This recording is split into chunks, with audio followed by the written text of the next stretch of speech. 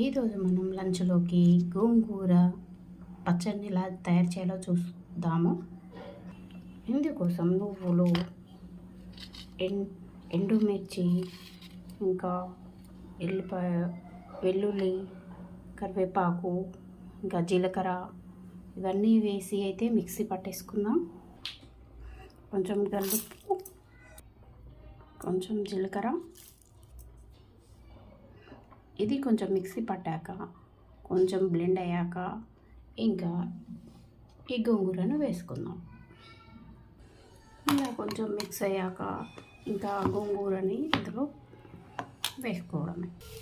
ఇప్పుడు మిక్సీ పట్టుకున్న గోంగూర మిశ్రమాన్ని ఇలా పప్పులో పచ్చిశనగపప్పు, కరివేపాకు, వెల్లిపాయ, ఎండుమిర్చి ఇట్లా వేసి ఇంకా అందులో వేసేసుకోవడమే.